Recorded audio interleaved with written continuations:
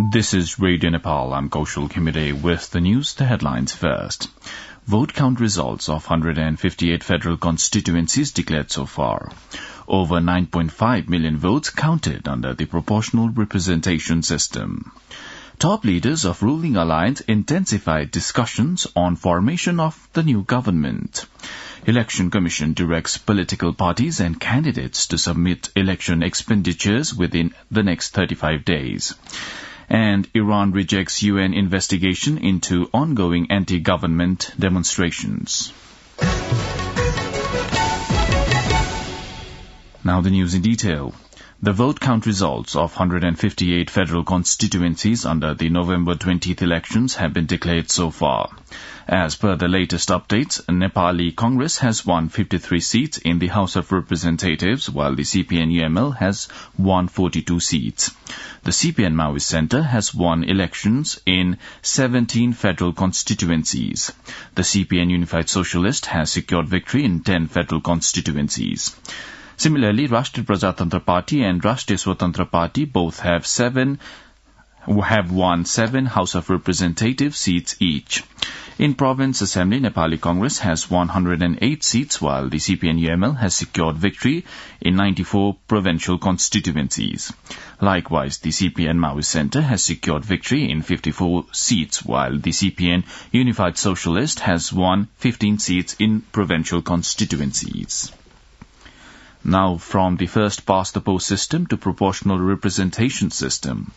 More than 9.5 million votes have been counted so far under the proportional representation system under the House of Representatives. The CPN-UML is leading the ongoing vote count of the proportional representation system. According to the Election Commission, the UML has garnered around 507,000 as per the latest update. Nepali Congress is trailing behind with 2,404,000 votes. The CPN Maoist Centre is in the third place in the vote tally with 1,094,000 votes. Similarly, the Rashtriya Swatantra Party is in the fourth place and with a tally of 1,065,726 votes. The Election Commission has reminded political parties and candidates participating in the November 20th elections to submit details of their election expenditure within 35 days of the announcement of the poll results. As per the Election Directives 2022, the details of the election expenditures under the first-past-the-post system should be submitted to the respective province and the district election office. The candidates are required to mention details of their bank accounts and the responsible person who have been tasked with looking after election expenditure. Similarly, under the proportional representation system, details of the election expenditure should be submitted within 35 days of the completion of the voting.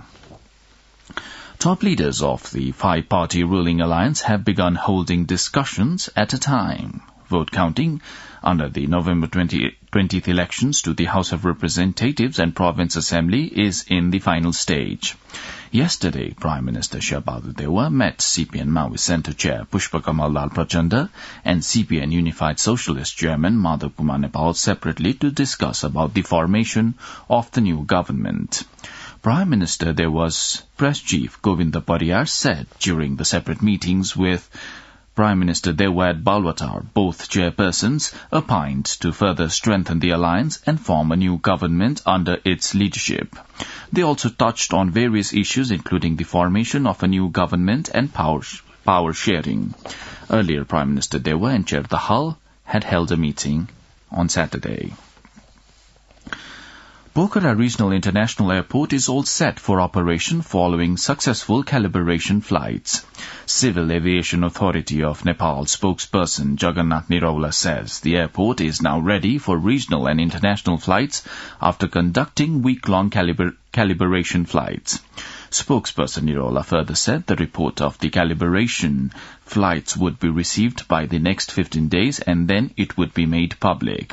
Aero Thai Company conducted the calibration flights at the airport from the 21st to 27th of November.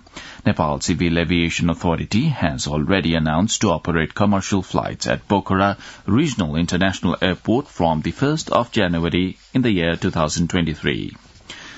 The Millennium Challenger Count Nepal yesterday issued a specific procurement notice in regard with the construction of an electricity transmission line.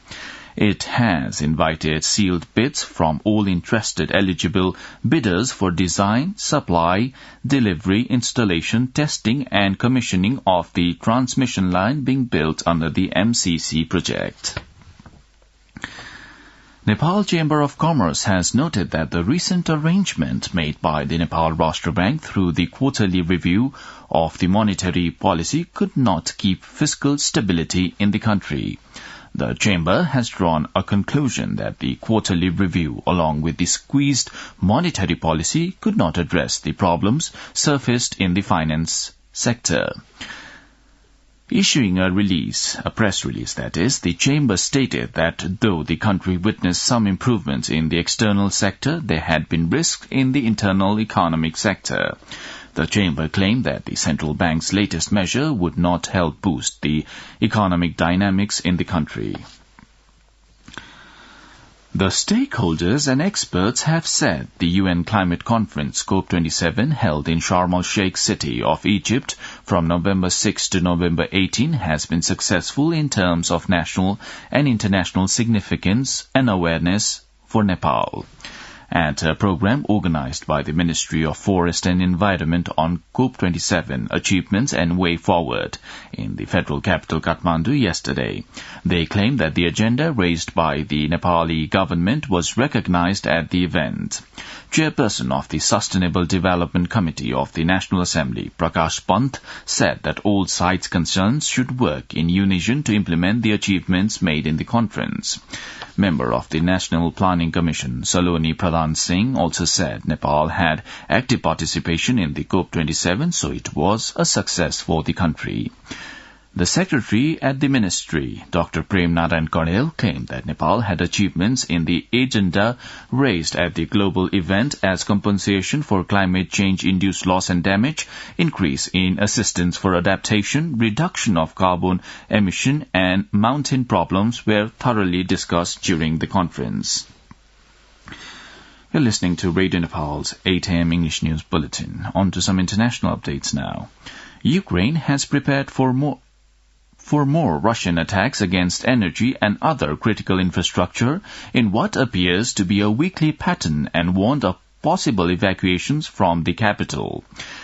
Meanwhile, Estonia's foreign minister joined counterparts from 6 Baltic and Nordic nations in the largest delegation to visit Ukraine since Russia launched its full-scale war to pledge electric generators, warm clothes and food for the Ukrainian people. The goal is to help the Ukrainians cope with their coldest months of need and keep their resolve high.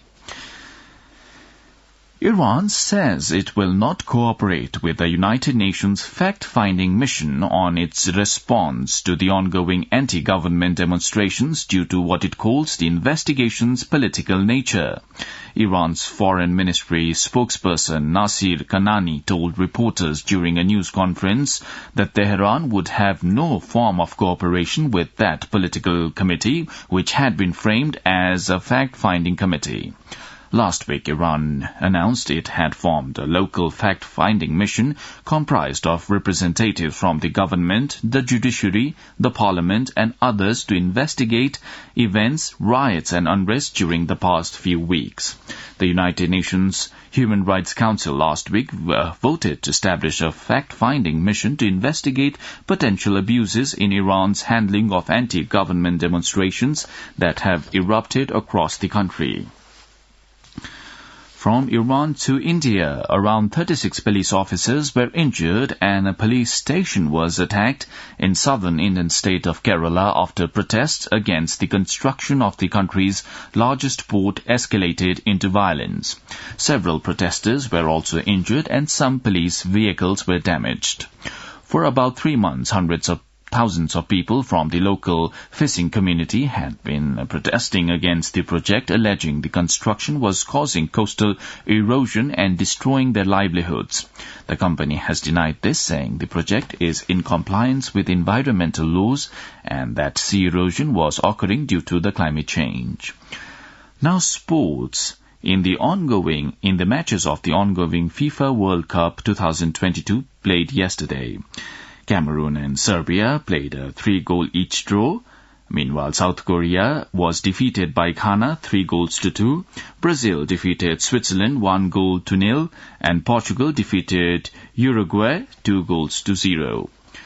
Now, the general weather forecast for the country for today, according to the Meteorological Forecasting Division, the weather will be partly cloudy in the hilly areas of Province Number 1 and mainly fair in the rest of the country.